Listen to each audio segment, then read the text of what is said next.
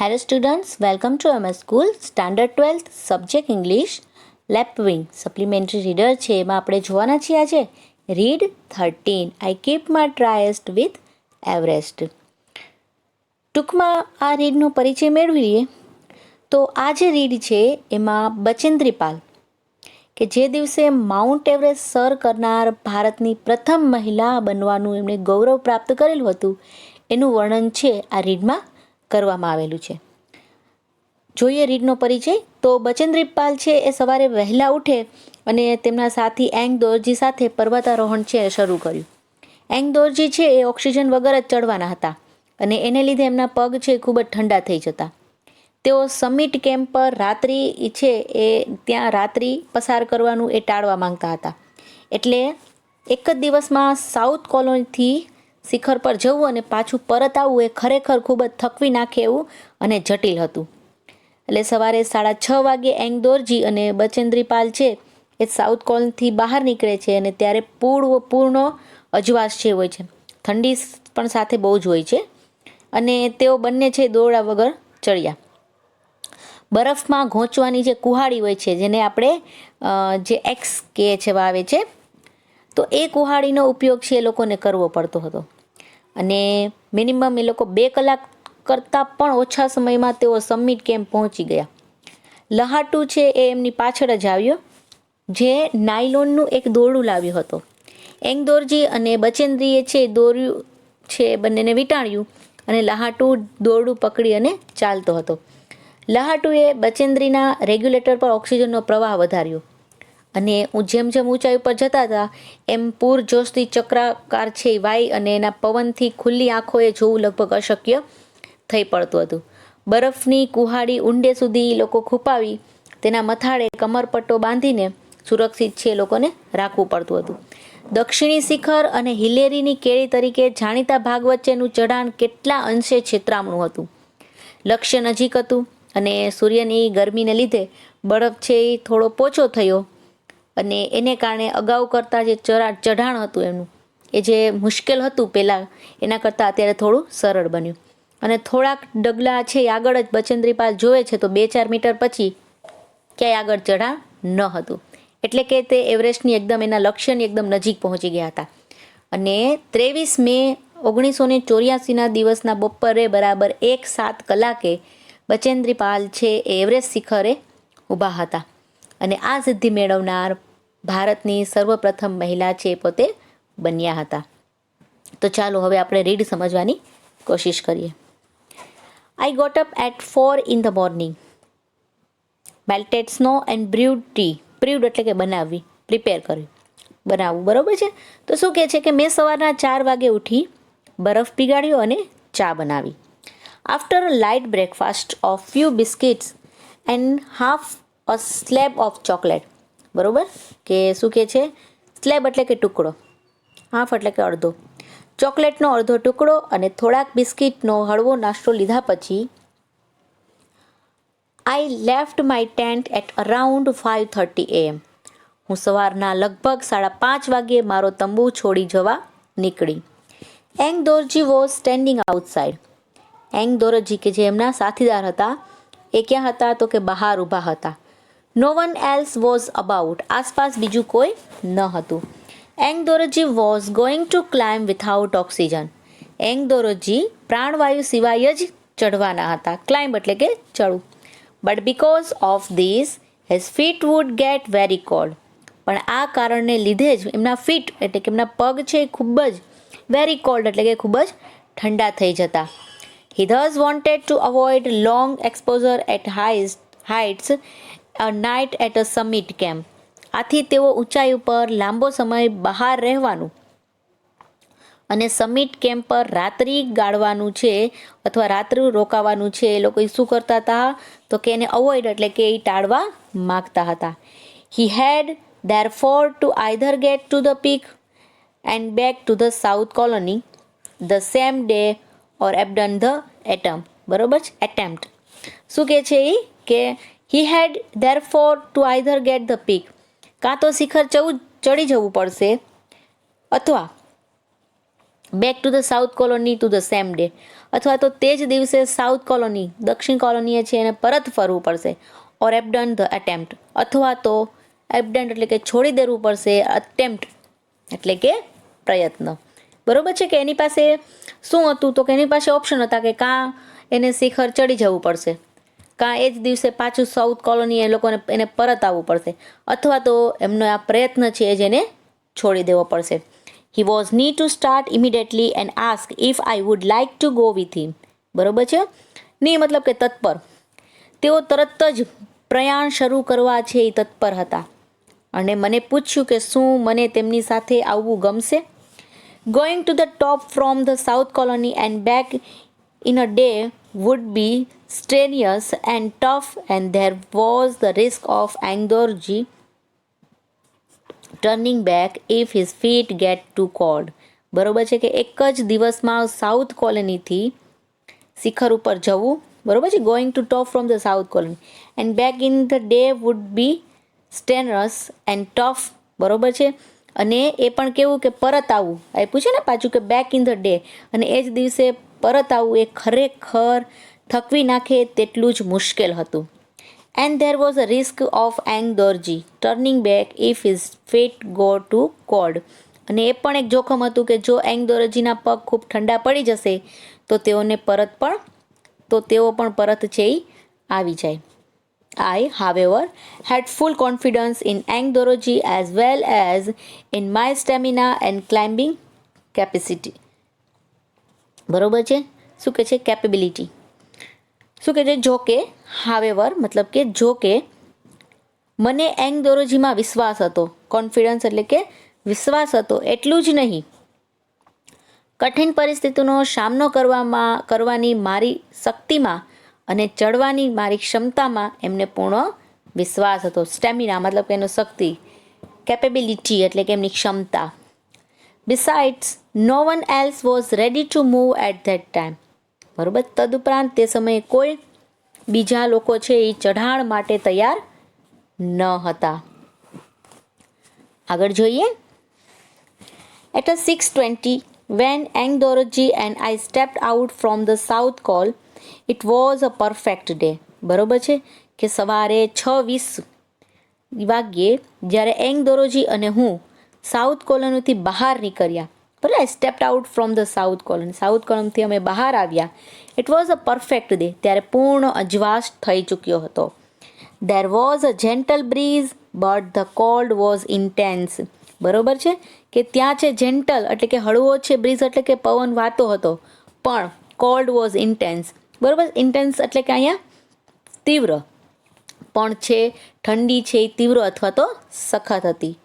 I was however warm in my well insulated climbing gear. બરોબર છે, જો કે હું મારા ચડવા માટે વપરાતા વોર્મ પછી આપેલું છે વેલ ઇન્સ્યુલેટેડ, બરોબર, ઇન્સ્યુલેટેડ શૂટમાં પૂરતી મને વોર્મ એટલે કે હૂંફ છે હું અનુભવી શકતી હતી. વી ક્લાઇમ્બેડ અનરોપ્ડ, અમે દોરડા વગર ચડ્યા. અનરોપ્ડ એટલે રોપ એટલે કે દોરડું, અનરોપ એટલે કે દોરડા વગર. એંગદોરજી set a steady Paes but I had no difficult keeping up with હિમ. બરોબર છે, એંગદોરજી એક જ ગતિ છે એ જાળવી રાખ્યા. સ્ટેડી પેસ મતલબ કે એક જ સ્થિર ગતિ છે એ જાળવી રાખ્યા. But I had no difficulty keeping up with him, પણ મને તેમને પહોંચી વળવામાં મુશ્કેલી પડતી ન હતી. The step frozen slope were as hard and brittle as sheets of glass. બરોબર છે, સ્લોપ એટલે કે ઢાળ અથવા ઢોળાવ, બ્રિટલ એટલે કેવો તો કે બટકણો, શીટ્સ ઓફ ગ્લાસ કે જાણે ગ્લાસ કાચની જે તકતીઓ છે. તો શું કે છે અહીંયા કે જે સ્ટેપ ફ્રોઝન એટલે આકડા ઢાળવાળા થીજી ગયેલો જે ઢોળાવ છે એ કાચની તકતીઓ જેટલો કેવો હતો તો કે બીટલ એટલે કે બટકણો અને કડક હતો.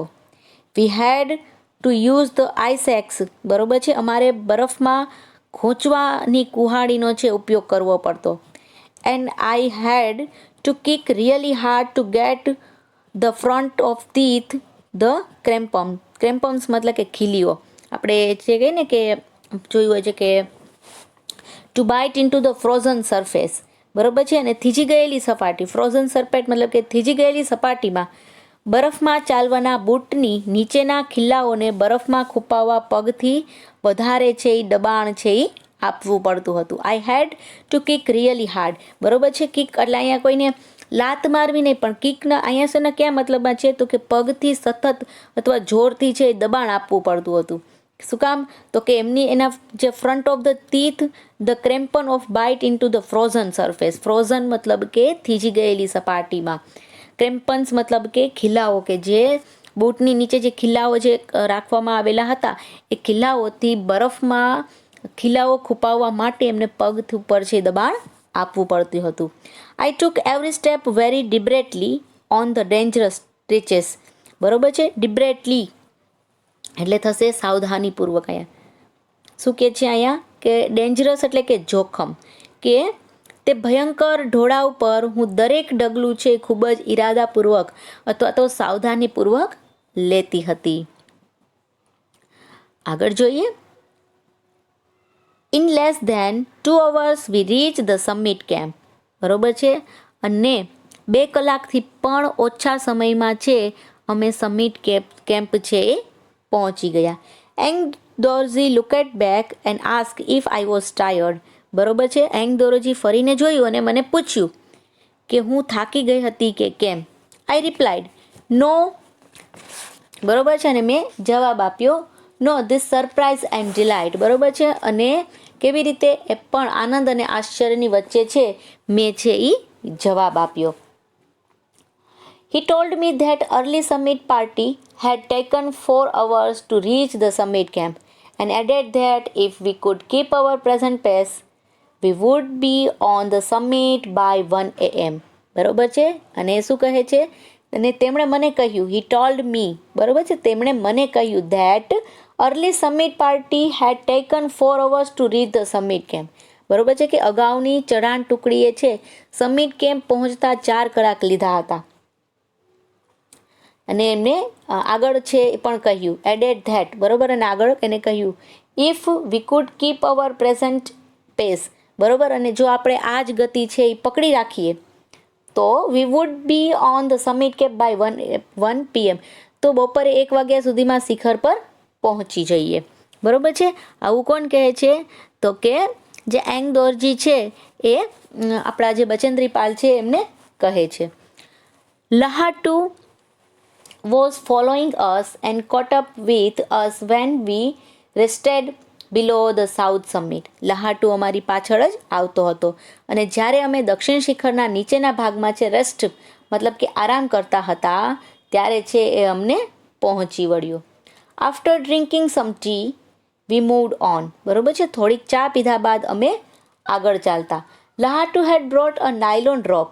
So Engdoroji and I roped up while Lahatu walked in the middle and holding the rope with one hand more for balance than security. બરોબર છે. શું કહે છે લહાટુ છે શું લાવ્યું હતું તો કે નાયલોનનું એક દોરડું છે એ લાવ્યો હતો. એંગદોરોજી એન્ડ આઈ રોપ્ડ અપ. બરોબર. એંગદોરોજીએ અને મેં દોરડું છે એ વીંટ્યું. વાઇલ જ્યારે લહાટુ વોક ઇન ધ મિડલ. જ્યારે લહાટુ છે એ વચ્ચે છે અમારી વચ્ચે છે એ ચાલતો હતો. હોલ્ડિંગ ધ રોપ. કેવી રીતે તો કે એક હાથથી છે એને રોપ એટલે કે દોરડું પકડ્યું હતું વિથ વન હેન્ડ એક હાથે.